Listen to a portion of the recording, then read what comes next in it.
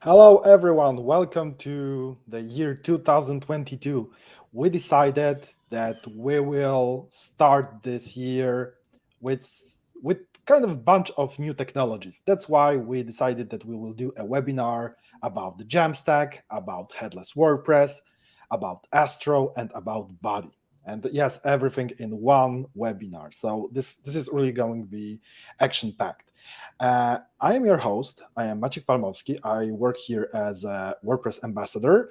And as you can see, I became a full time webinar creator at Buddy. Also, with me, I have a special guest, really a person of so many talents that we would probably have to spend 15 minutes to list them all. Together with me is Dan Olson. Dan, tell us the shorter version of your bio. Oh, okay, sure. Hello, my name is Daniel Olson. I'm the Chief Operating Officer of Digital Cube. Digital Cube is a company that builds WordPress products and communities. My role here at Digital Cube, aside from being an AWS superfan, Jamstack advocate, is to develop and innovate on the products that we build. So I'm working on WordPress. I'm working on other technologies within platforms, working on different technologies and languages such as JavaScript and Python. It's really exciting. And don't forget the topic that you really also got me hooked up on, which is artificial intelligence. And it's really fun. And probably at some point we will also think about doing maybe a small webinar about this too. I would Uh, love to do one. yeah, that's true. So before we jump into Astro and this whole headless WordPress world, if you have any questions about our webinar, about Astro, about Jamstack in general, don't hesitate to ask the questions in the comments, either on YouTube or on Facebook. It depends when you are watching this webinar. Also, if you like our webinars, don't forget to subscribe to our channel because it will be easier for you to watch not only all the webinars we did before, but you'll be also informed about the upcoming ones. So we have all the intros behind us. Let's start talking about Astro. Astro is a kind of really new kid in town because when it comes to static site generators, and it's really getting more and more popular. Um, it's written in JavaScript. It generates static sites. So how does it differ from the rest? My point of view coming from Next.js, this kind of, I still feel kind of new to the JavaScript world, using frameworks, even though we build our products using React. Developing on the front end, especially with using WordPress, as your backend CMS, still feels kind of new. There's still a lot of new tooling coming out, and Astro is just another one of these new frameworks that I was kind of hesitant to give a try at first, but I kind of dived in based on your recommendation, and I was really happy because coming from Next.js, I just felt like JavaScript frameworks came to a point where they were really polished and they felt kind of like a product. Uh, trying out Astro was just seamless. It was smooth. There was kind of some simplicity to it that I really loved. Just the kind of fun, interactive, and iterative process of like trying to build a basic site using Astro was just a pleasure. So it was kind of nice that we're at that point. So technology can be, overwhelming at times, but we all just want to build basic sites, and Astro kind of does that for you.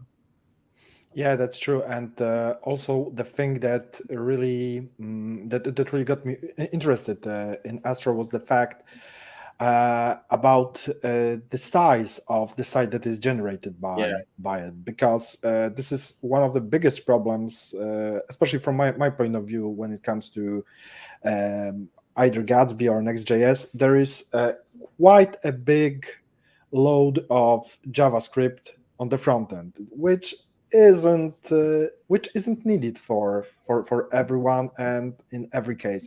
And Astro just deploys the HTML, so it's much lighter, and the website is much faster thanks to this. Yeah, it's you have more Mhm. control over when it loads, how it loads. Using other frameworks, if you need to include some functional library to have a slider or to add some authentication, it always seems like there's just a lot of other extra stuff that comes along with it. It's kind of hard to filter out. Yeah. This was exactly the same thing that I felt about Astro. It's just lighter. It's lighter, and we can just concentrate on making our website without spending so much time wondering about the technologies, trying to find solutions, and trying to find out why something isn't working. Because this also happens when we have to connect lots and lots of libraries together, Mhm. and. Today we're gonna connect Astro together with Shifter, right? With As our Shifter, of data course. source. Yep.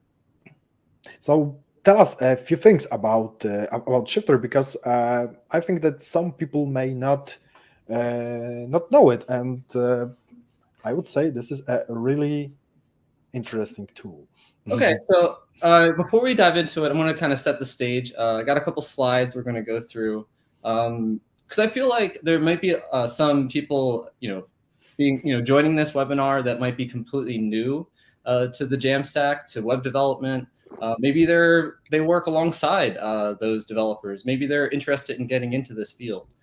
So preparing for this webinar, I was talking to a couple people, even on my team, that were like, "Hey, I'm going to join so that I can learn what this stuff is." Even though I've been kind of talking to my teammates and sharing this knowledge along the way, giving it some context really helps. So, as I mentioned, hello, I'm from Digital Cube. We build all sorts of WordPress products and offer agency services. So today we're going to be trying out Shifter. So Shifter started as a platform back in 2016, or really a plugin. Today it's matured into a platform. And today we're going to be trying out one of our latest products called Shifter Headless. This was after the experience of building Shifter Static, which was a static site generator for WordPress. So you have your traditional WordPress site and theme. You can generate a static site against that site using no code. Or if you want to kind of dive in and use the API to build something more complex, aka just imagine running WordPress on demand as a backend database for your large scale enterprise application. Like, those things are possible. So we cater to all sorts of different users, but there was one category that we were kind of missing, and that was people who purely needed an API as their data source. And WordPress is great for that. WordPress is great as a CMS. It's why it's powering over 40% of the internet. So what we realized is, there was kind of a need for this, and we wanted to redevelop something for that specific type of customer. So with a lot of the technology coming out from AWS, all these new product updates, we wanted to take a look at Fargate again. This is the service that runs AWS's containers. And this is a really powerful service if you want to build an application that can scale. So this is actually what powers Shifter Headless. So it's kind of built for enterprise grade WordPress hosting. So if you need WordPress as just a data source, this is kind of, this is what we felt was the best solution. And this is kind of how we started. So there's a couple other things. Magic, you mentioned handling images. So images were something that we wanted to tackle when developing with Shifter Headless. So by default, we offload all of your images off to a media CDN.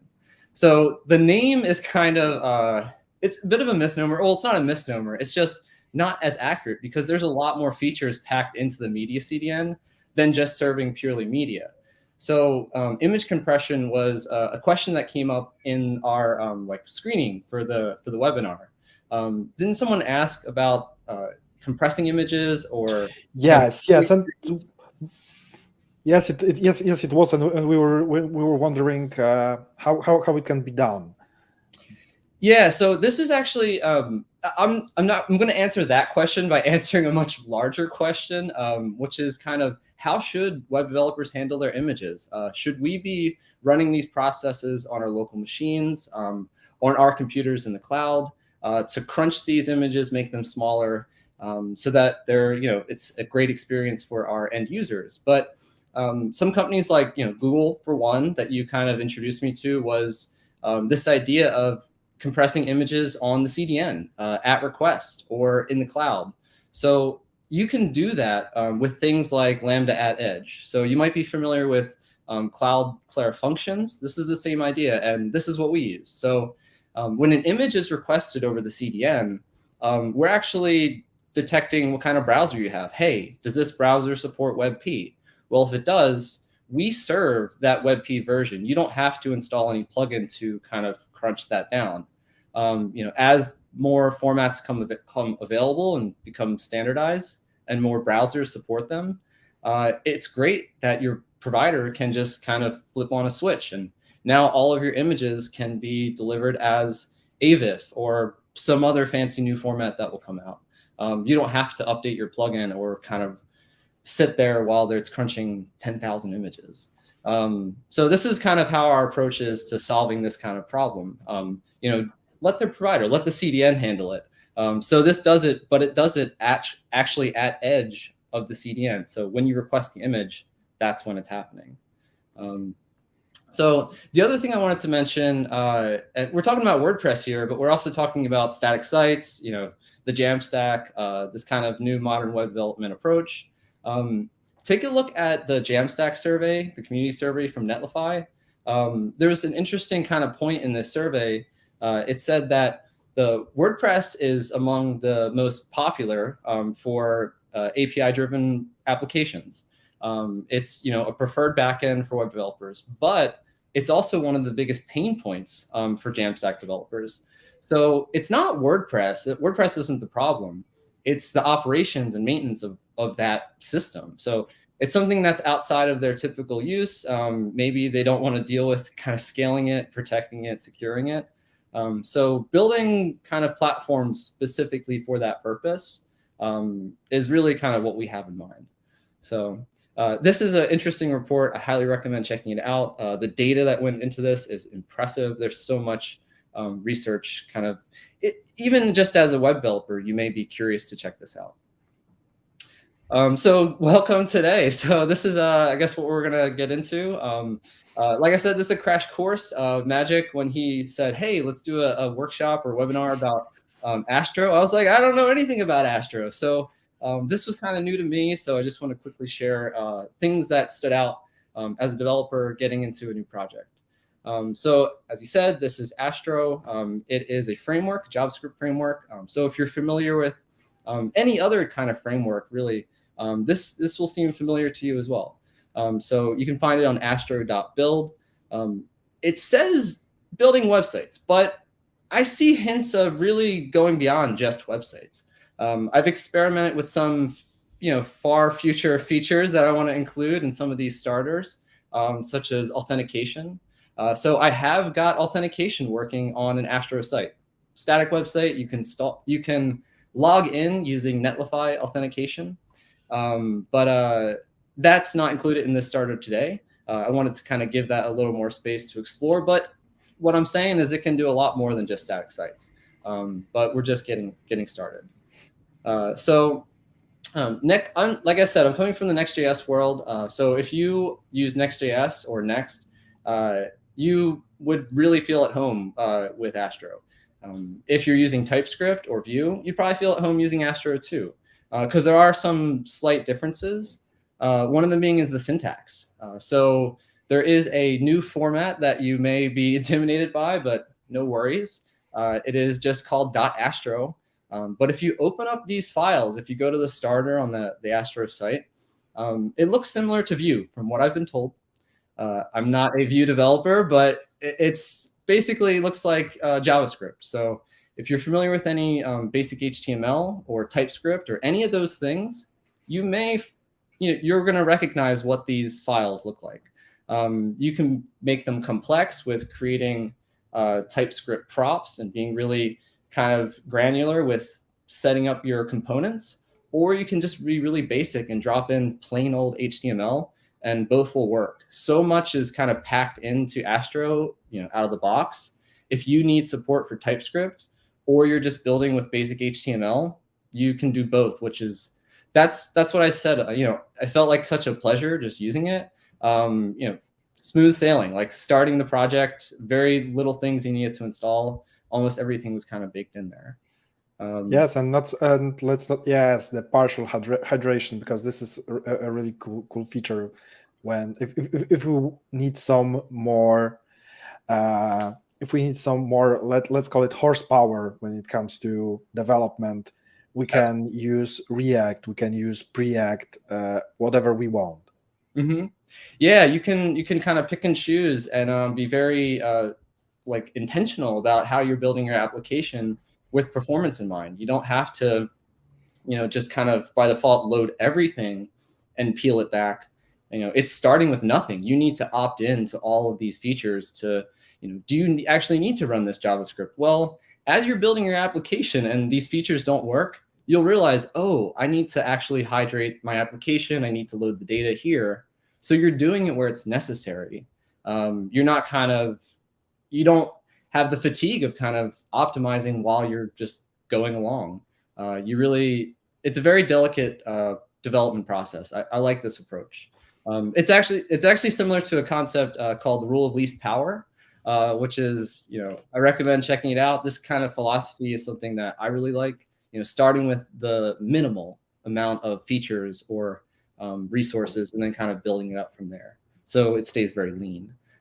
Astro feels super lean. The other thing that was included in the starter that I had to use was data fetching. So we're building a headless application. We need to get our data from somewhere. So while many people are team GraphQL, I love GraphQL. I wanted to keep it basic, keep it minimal as possible, and use the things that Astro is going to give me in its core features. So one of them is using fetch, which is included in almost every modern browser. So I can use fetch to hit the REST API in WordPress, query some data, and pull down those posts to start developing my application. I can use almost the same exact syntax as Axios. So coming from Next, I'm using Axios a lot to develop applications, making data requests. So the syntax was almost identical. So setting up authentication for WordPress using the application's passwords was just really easy. It felt familiar. So it's also great that this is just baked into Astro, but it's all wrapped around an async function. So if you're familiar with JavaScript, you may be writing async functions or promises to fetch data. So you don't need to write actually the async function and then everything inside of it. You can just leave that out and you can start to write, await and then fetch your data. So Astro just makes the syntax a lot cleaner and, it's more concise. You don't have to write as much, which is great. It's like we're finally reaching a maturity where it's like, yeah, I don't want to write this. I write this every single time in this project. Like, why don't we just bake this in, make it standard, and then peel it out if you don't. So the project structure is very similar to other projects. Browser screen bigger. I see in the comments. What is the total price? Oh, okay. So the project structure is very familiar if you're familiar with other JavaScript frameworks, even things like Create React App. You'll get your source folder, and inside pages, it supports static routing. So if you create, a static page that says login, you'll have a path /login, and you can navigate to that. This is all very familiar. And the project that we created just has one index file, so it's even simpler than this. But we are using components, which is a feature that you can develop your components and design system, and then import those components into your application. So you can basically better organize it. Like I mentioned, TypeScript comes baked out of the box. We love TypeScript here at Digital Cube. It's something that really has brought a lot of clarity into the work that we're doing. Having types, sharing what functions you're writing, but also how to interact with those functions, not only adds to the quality of the code you're writing, but also adds to the documentation. It's self-documenting. If you have a question about how something works, you can go and look at it and you can say, hey, I can pass a post ID into this function, and it will give me the post of the WordPress object. You can write that out in TypeScript, and it's well documented. So there's Astro. Those are my first impressions. It is, if you're coming into the JavaScript, development world, it's as like your first step. It's going to be very similar to almost any other framework out there, but maybe a little simpler. So maybe it's a great choice to start with. If you're coming from another area, such as like React development or Vue, it's definitely going to feel familiar, and it's just going to feel really simple. So I recommend trying it out. And for now, they're probably only going to recommend it for basic static sites. But like I said, I think it can do a lot more. I'm just kind of getting started exploring. So we'll see see where we go next. Yeah, I can also agree that it's really great to start your adventure because it's simple. It's really simple, and as you said, we don't have to type a lot, so we can all the components are small. They are so clean. We just can see all the code that we need. So yes, it's a really great way to start our adventure with the Jamstack world, because personally, I had much more trouble starting with Gatsby, starting with Next.js, and here, like out of the blue, I just felt like I'm at home. The structure was so clean, adding everything was so logical, just like that. So yeah. Yeah, sometimes you just want to get to building. It's like, well, why don't we get to building? So yeah, exactly. Let's demoing our application. So yeah, so I could share my screen. Yes, I will.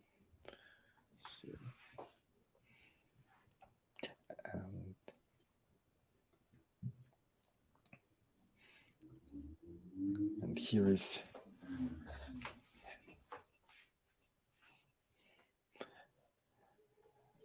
I hope that Michael will be satisfied with the font size. You can. Are we big? Can you see my screen? Hey, Magic, can you see my screen? Yes, I can. Yes, I can. And okay. I was waiting for Michael comment. Okay, so maybe he'll comment in a minute. So the way that I learned Astro is I pulled down the starter project, and I wanted to explore another project of mine, how I could use Philly Tap Finder. So let's see. So Philly Tap Finder is a website that I took over a couple years ago. It is a craft beer website that lists the beers on tap at bars in Philadelphia. So this website is built in WordPress, and what I wanted to do was use the WordPress REST API to kind of give this website, some new life. This website design is, due for a refresh.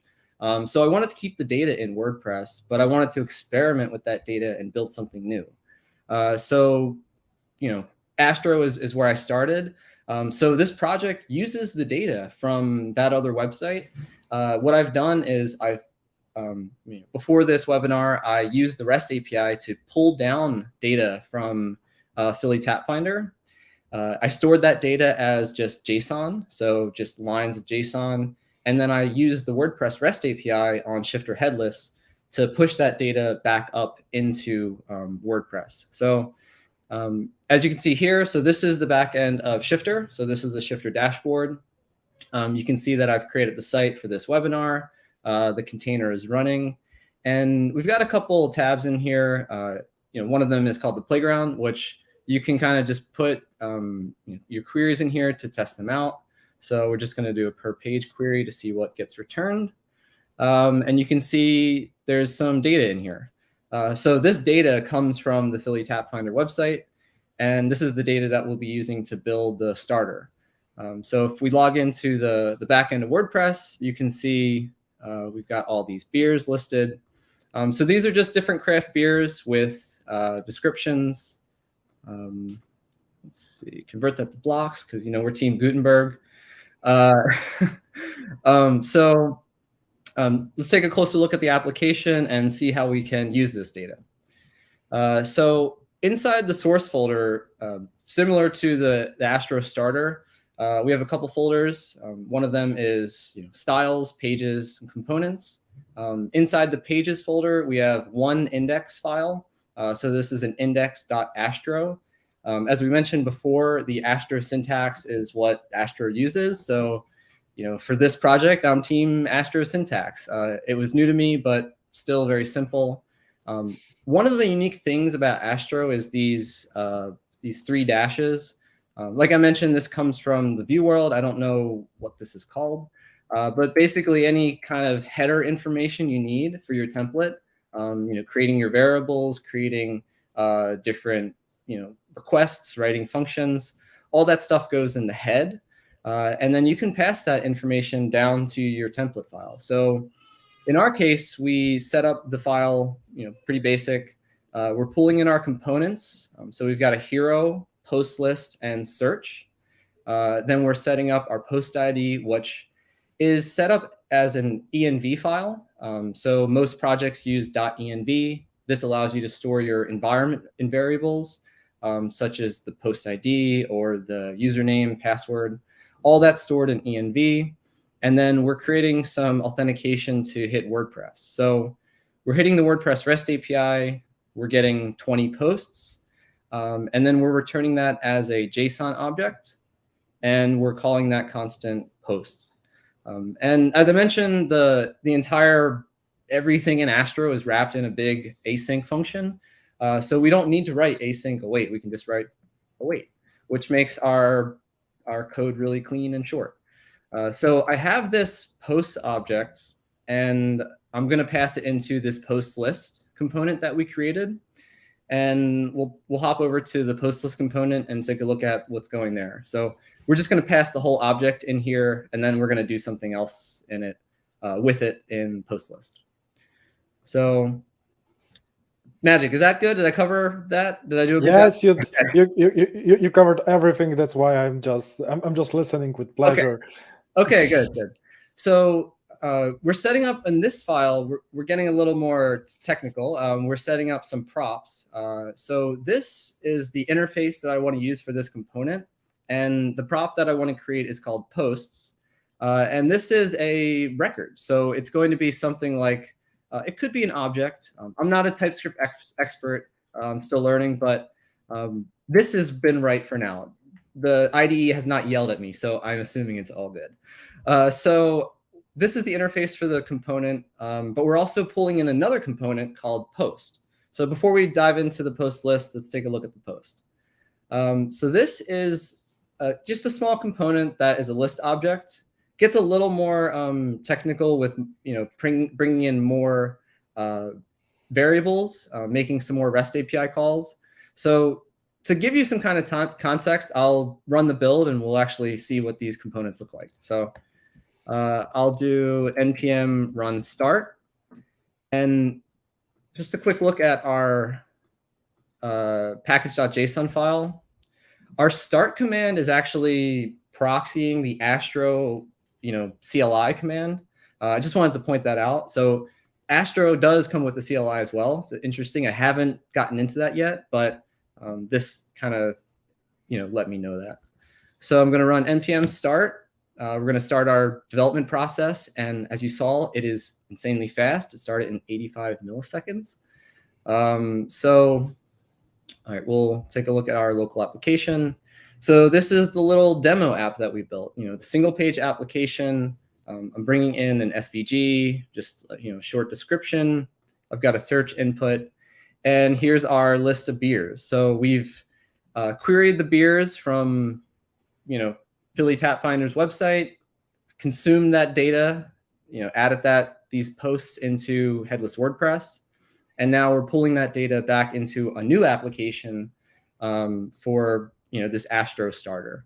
So some of the concepts behind this starter, we don't have to go too much into this, but I wanted to introduce the element of rank for beers.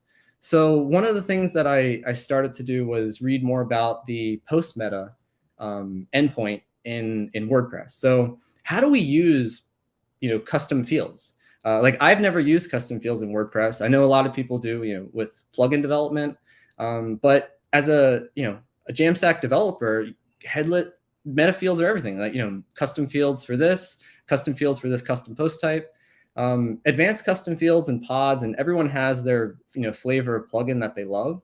But I wanted to use something in WordPress core, and what I realized is it's really simple to do. So inside WordPress, there's this snippets plugin, which comes with Shifter Headless.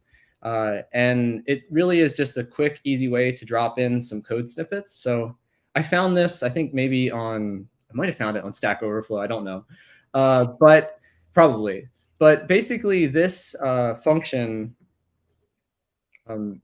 adds to the WordPress custom or WordPress post type post to the endpoint. It adds rank. So I was able to add a custom field to my API, but I also added it in WordPress really easily. I just kind of added new field, and I can type in the rank. So the future use for this would be to develop some sort of request that can do a post back into WordPress and allow users to vote or upvote certain beers that are currently on tap. So this is very similar to something like Hacker News. I'll be working on this a little more, but it was something new to me. I wanted to share that too. So this is what it looks like. Let's take a look back at the application and actually kind of make some changes. So I'll hide my terminal. We'll go back into post list. So what we're doing is we're making a post query in our index file right here, taking that response, calling it posts, passing it into the post list, and then we're iterating over that, with a map. And with each time, we're loading in the post component. So inside of our post component, we have the props that we set up, like title, brewery, categories. We're going to pass all that in, and some of this is still kind of a work in progress. As you can see, I'm just writing style and brewery. But one of the more interesting things in this component is client visible. So Magic, you pointed this out before. What kind of got you interested in this? Yeah, because thanks to this, we can, for example, load a component.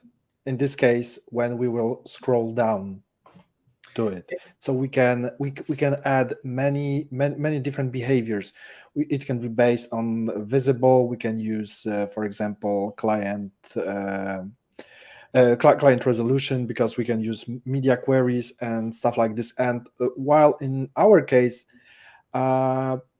this won't give us a big gain, but when we are using some more advanced JavaScript techniques that are loading more and more libraries, this can really speed up our website. Yeah, like let's say this component made other API calls to get a lot more data to other services, and we really wanted to kind of offload or kind of delay making those requests. So we can load them when they're visible in the viewport. We can load them when the browser's idle. So there's a whole API available in Astro because this is a feature built into Astro. So they really give you a lot of these kind of tailored ways to load in JavaScript just when you need it, or control when it does get loaded, to kind of just deliver a great experience to the people using your application. Yes, we even forgot to mention, because Astro described their architecture as an archipelago.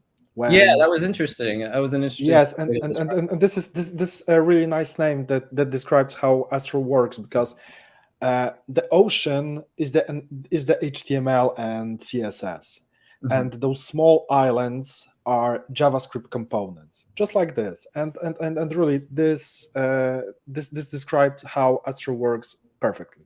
Yeah.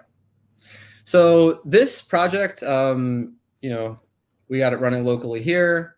It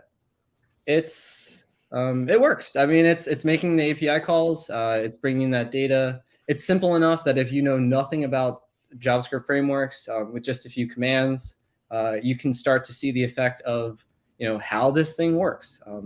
What do these components do? How do I create a new component? I think it's a great way for someone who's just getting into web development to test it out. I think that there's a lot to learn. This demo is simple enough that you could use it as a starter. We've published it on our GitHub. So let's see, our github.com/getshifter. Great.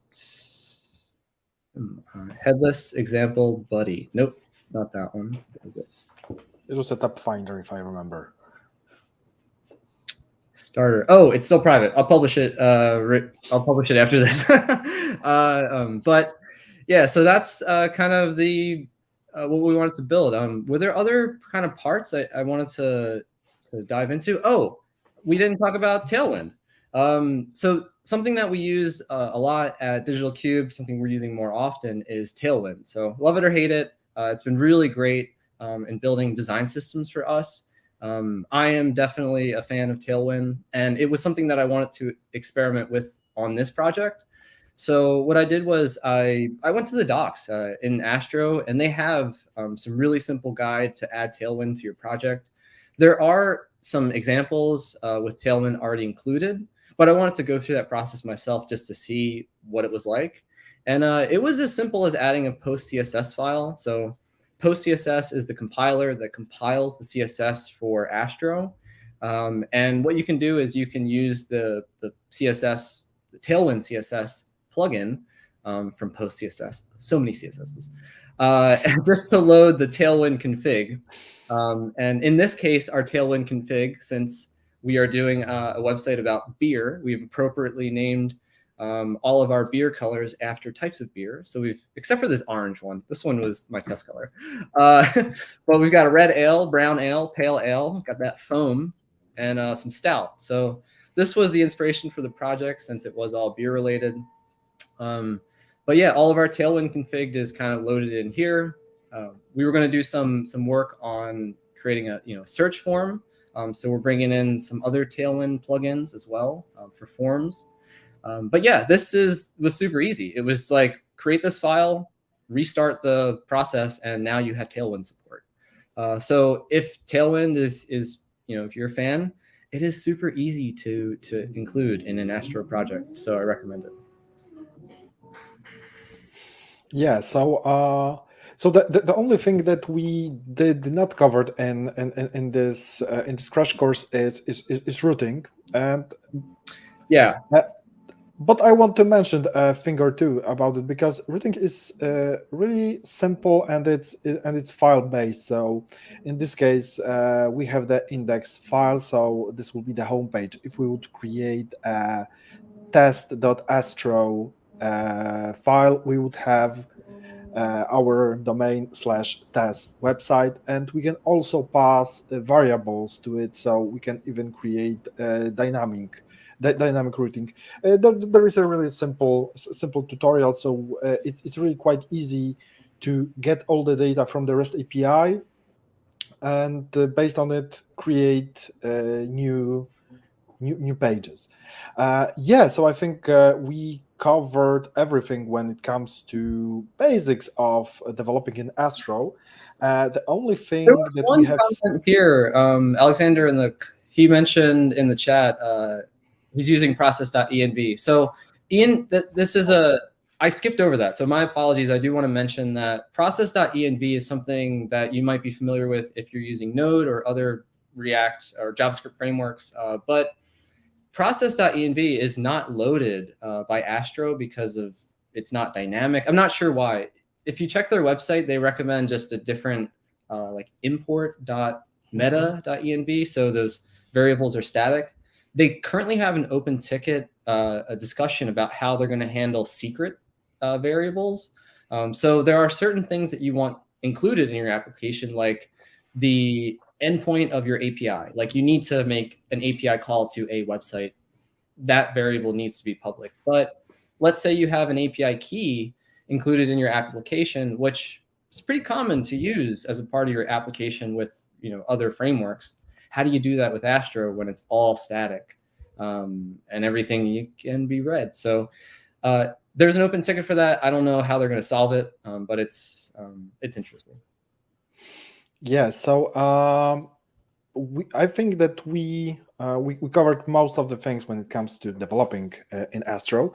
Now Mhm. it's time to show how we can deploy it, because it's really simple. And so you can probably see my screen right now. And I created I connected our GitHub repository, and now it's time to create a pipeline. So we're gonna create a production deployment. It's gonna run every time that Dan will publish something new in the repository. So let's add a new pipeline, and now it's just time to add the first action. So it's node. We have to just install npm. We have to install everything, and then we have to just run npm run build. The only thing we have to remember is to use the latest version of Node, because Astro is. I remember that when we first tried using the older version, everything crashed. So it's important to use the latest one. So we have this, and we have to. You are muted, Oh, Dan. sorry. Sorry, my neighbor was drilling the wall, so I muted myself. It's good to know Yes, we have two this is issues normal. doing this project. Only one of them was the Node version was too old when we first started, because Astro is Yes. so new. It's we're running on version 17, so running the latest. That was a weird thing. That was just all right. That was easy fix. And the other issue was when you tried to run the build, I had the WordPress container turned off. So that was all the Yes. hiccups we had. It was really surprising how easy this was. But now you have your neighbor with the drill, so Yeah. something had to go wrong. They've been there forever. Yeah, and the next thing we have to do is to upload it. We can upload it in many places. You can use FTP as FTP. We can upload it to Netlify, but in our case, we're gonna use our local testing environment called Sandboxes.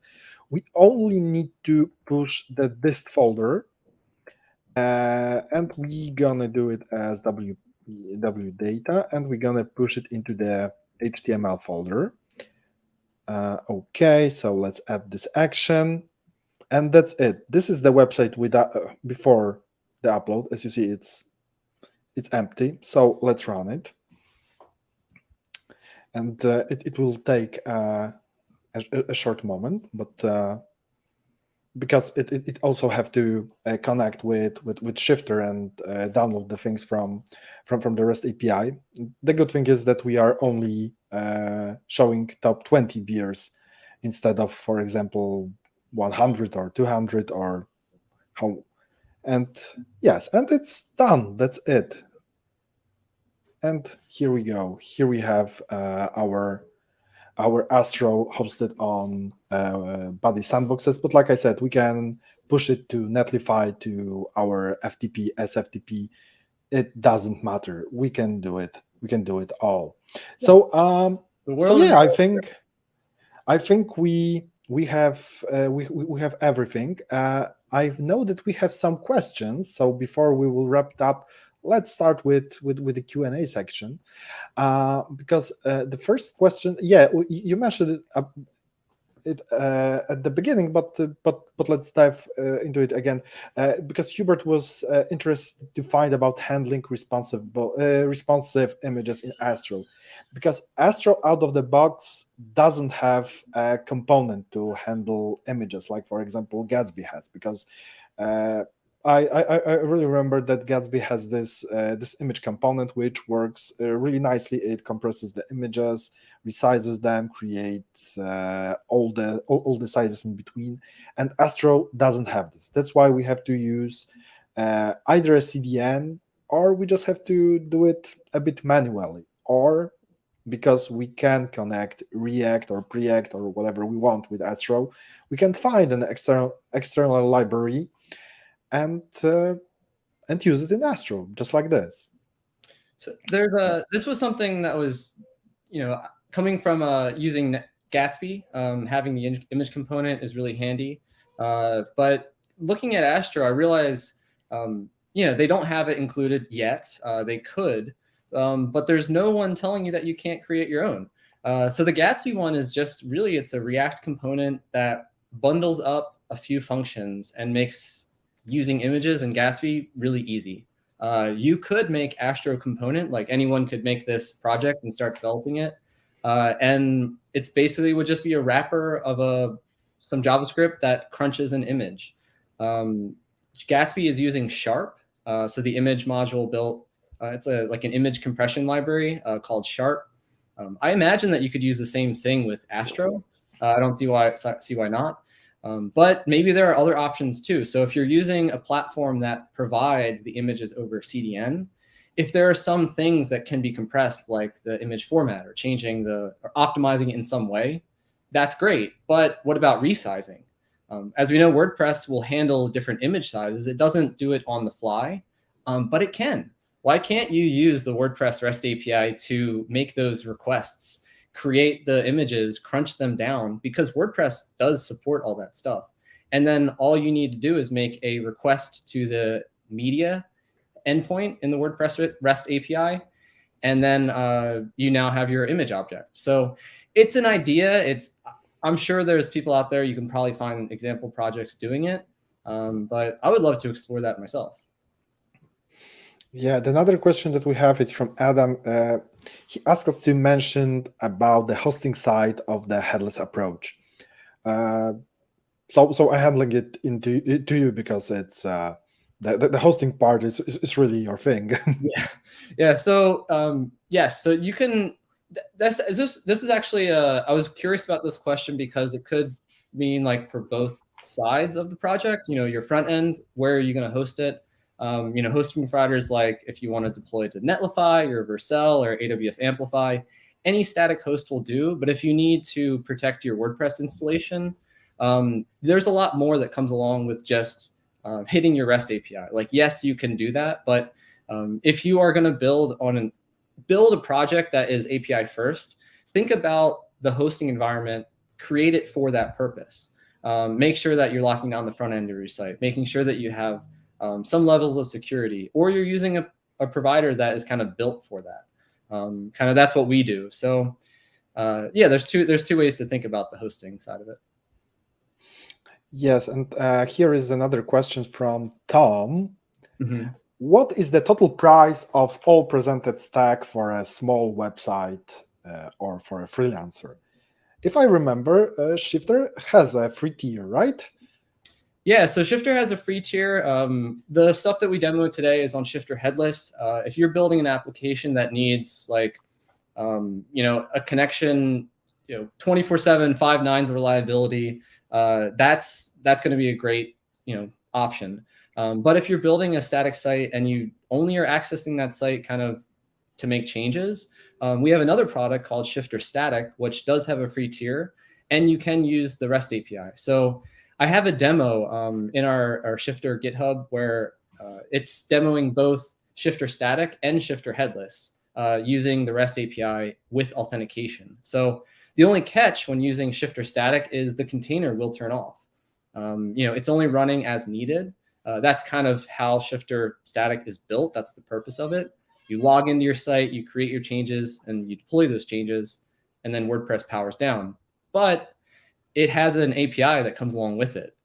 You could interact with Shifter from your command line because we also have a CLI, or with Node. So there's a lot of like pipelines and build processes that you can use as a developer on Shifter. So if you want the cost to be zero, it's possible. You can use Shifter, to store your data in the backend, and you can deploy to, one of those services like Netlify, and your cost could be nothing.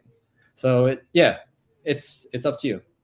Yeah, it will just require some time to set everything up. For example, creating a special pipeline in Buddy that will first invoke the Shifter CLI that will wake up the server. Mm-hmm. After it's awake, you would do the whole build process. And when everything is ready, you can either put it to sleep or it will do it automatically after some time. It's up to you. So it depends. Do you prefer to spend your money or spend your time? Here's another idea. So this is something that you can probably find this on our GitHub. It's out there. But So you're making API requests to WordPress, and some of the features about Shifter Headless or Shifter Static is that the container powers down.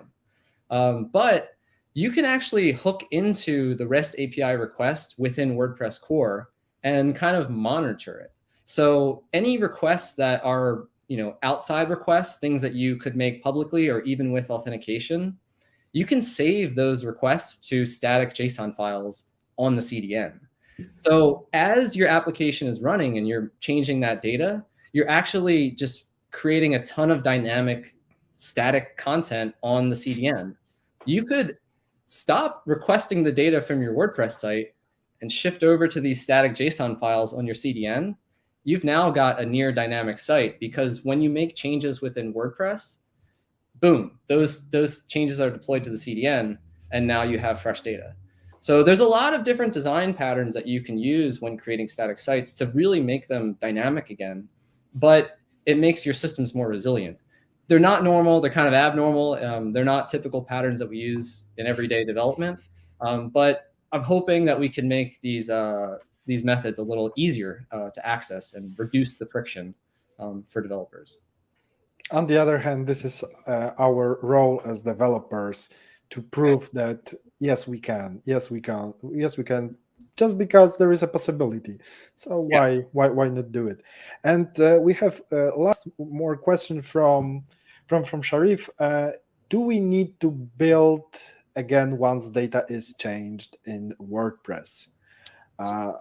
Good question. So, yes, and I would say with that it will end with the typical IT answer. It depends. Mm-hmm. It depends, because if we are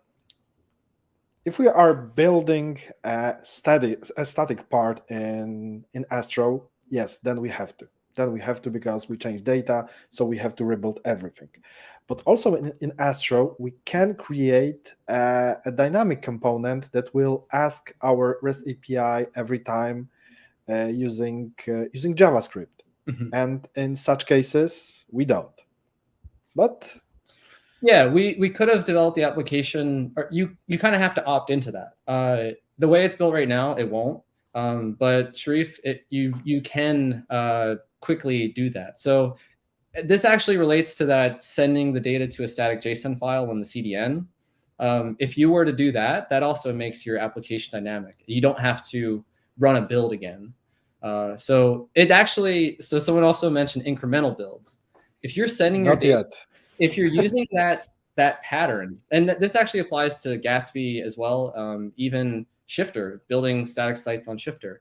If you're using an endpoint that is updating, and you're actually fetching that data within the application, like you're not writing it to the file itself, you're just getting the query, then no, you don't need to even run incremental builds.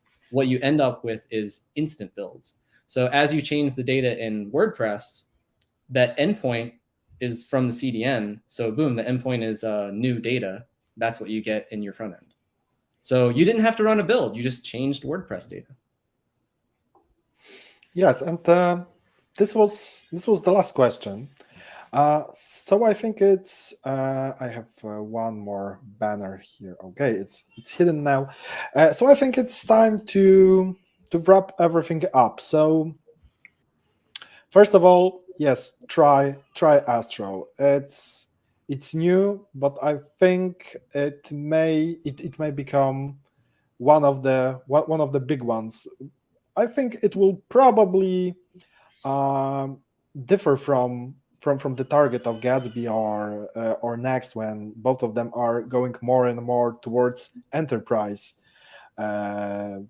products, and Astro will be for this hobbyist, small business, maybe medium. We will see how will they do, maybe about incremental builds, because this is also something interesting.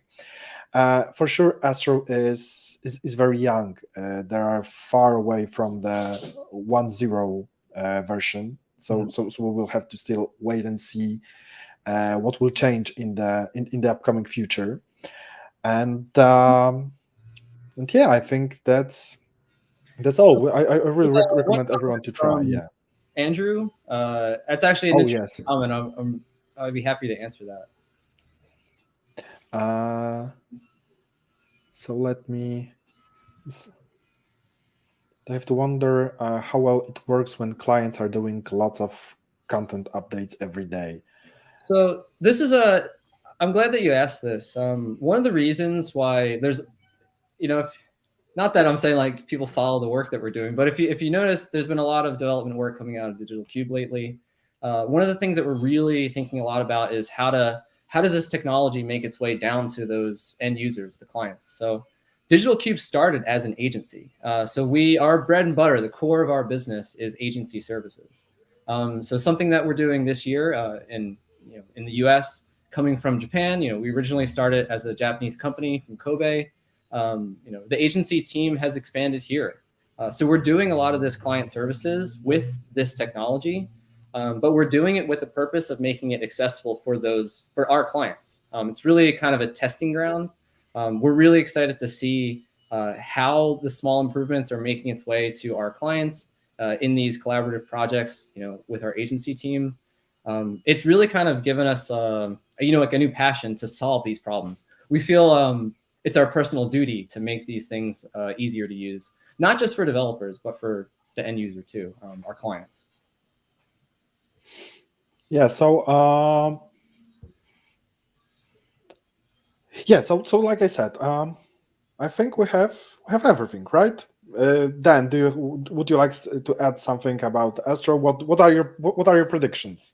My predictions is that it's straight hot fire and it's going to keep growing. The community is really exciting. There's some companies that are backing it that are very smart, and they've made some good decisions along the way that are rooting for Astro. So they've got a lot going for them. I think that it also feels like this is like the March Madness of JavaScript frameworks, but it's I don't know. It's just exciting to see that frameworks are maturing to where they're just a pleasure to use. They're fun. Where you can say like, hey, I want to build a website this weekend, or I need to build it for this project, and it's not like a dreaded task. And it feels like picking this project up again, you can clearly see that there's been progress made in that category. Like these are fun to use. Yes. Yeah. So with this kind of word it's towards Astro, we are slowly ending this webinar, and I would already like to invite everyone that because on 2nd February we are doing a webinar on how to design an accessible website, and this time we will host it with Amy Carney. She is a great specialist when it comes to accessibility. So mark your calendars, and the best way to find all the webinars is visit our website Buddy.Works /webinars. And if you like this webinar, remember to subscribe our channel. So then I would like to thank you again for spending so much time with me, because we had really quite a few dry runs to It's fun. to play around with everything, because this is the really cool part about doing a webinar. I have a real lot of chances to play around with so many technologies. So yes, and I hope that soon we will. Our next topic, building an application with AI or something like this. Yeah, we're gonna. I mean, really, you're the one that kind of tipped me over the edge into getting an AI when you asked me for your webinar description. The webinar description for this event was generated by OpenAI. So I was a typical developer, and I just wanted to avoid the task of writing out my description when you asked me for it. So I decided to, during the holiday, train an OpenAI model to write webinar descriptions. I went to your back catalog and I took all the examples and fed them into the DaVinci Instruct Beta 3. And out came, a couple good examples that I sent you. And you were like, hey, it looks great. And then I told you, hey, by the way, a bot did that. So I am very curious to incorporate AI into WordPress, web development, and build something with that. Yeah, so for sure, thanks to AI, developers are going into this crazy lazy mode. How how Yep. to spend our holiday break to teach an AI to write a description for us. But yes, probably I will start doing exactly the same, because I like I said, I also started to play around You're with gonna get OpenAI, and I really like this lazy approach. So like I said, thanks Dan, thank you everyone who joined us for this webinar. Thank you for all those questions, and see you on 2nd February during our next webinar. Thank you everyone. Bye. bye bye.